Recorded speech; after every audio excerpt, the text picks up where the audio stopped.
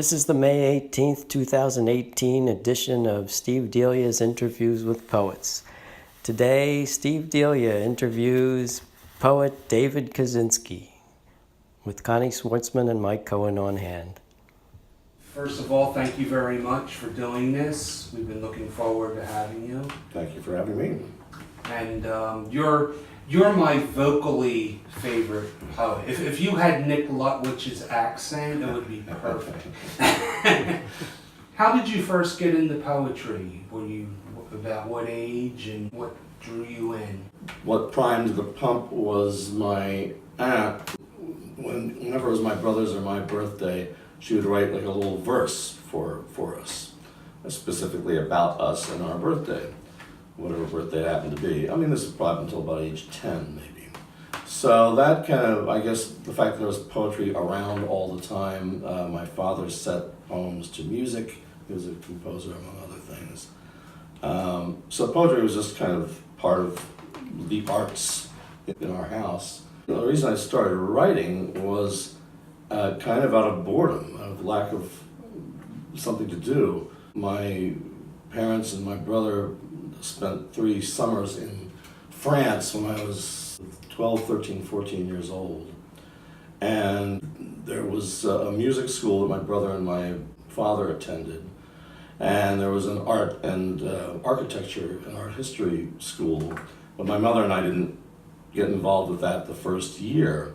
So basically after breakfast, I would go back to where we were staying and read the New York Herald Tribune, the International New York Herald Tribune, which still existed back then. And Art Buchwald was my favorite columnist, as I recall. And then I would often end up like nodding off and taking a nap.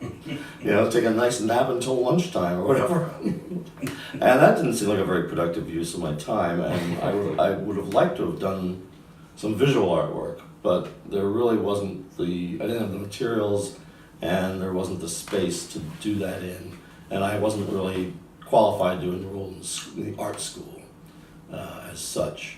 So I realized that, well, there's always pencil and paper, so this is a very long answer to your question, but that's when I just started jotting stuff down as in a poetic form rather than stories. Well, it sounded like you were in an artistic environment. Very much so, yeah. It was a musical, I'm the least musical person in a musical family. Do you remember much poetry being taught in school?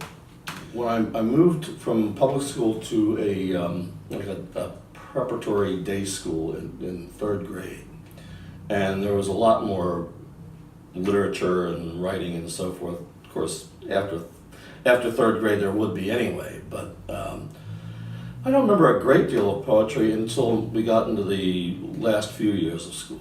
That's when I started to pay more attention to it. And at what point in your life did you start to go out and do poetry readings? And that took a while.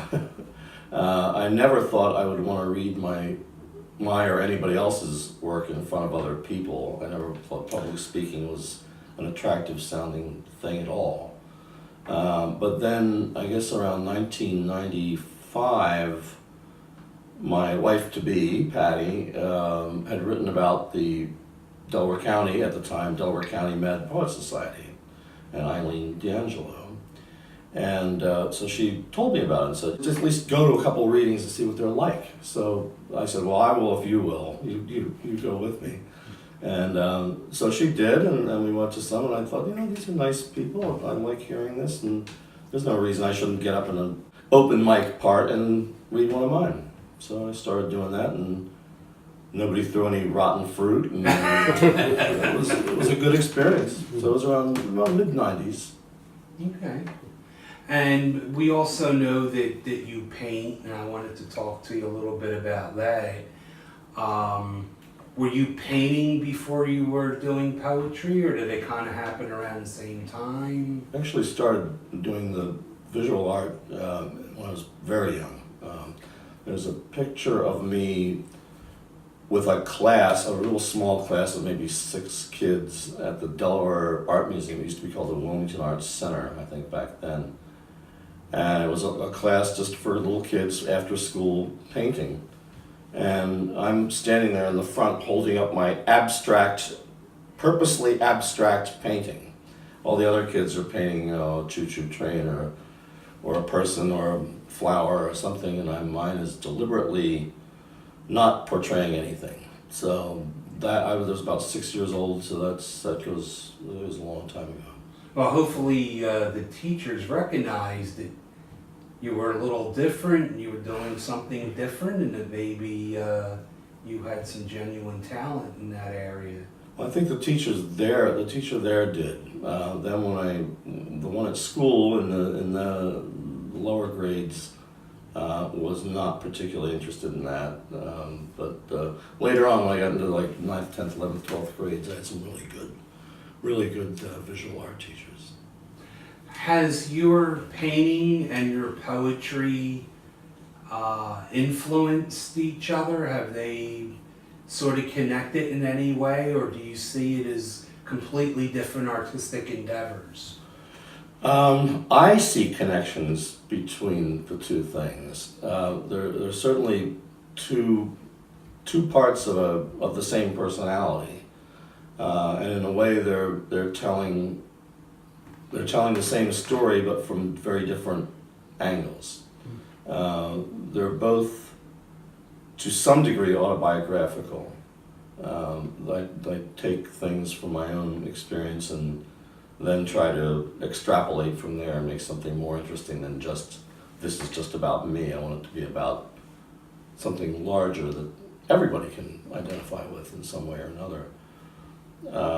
How that translates into visual art is a little harder to explain, but to me the visual art is just every bit as personal and as emotionally packed as the poetry can be. Okay, well, having said that, let's get an example of each.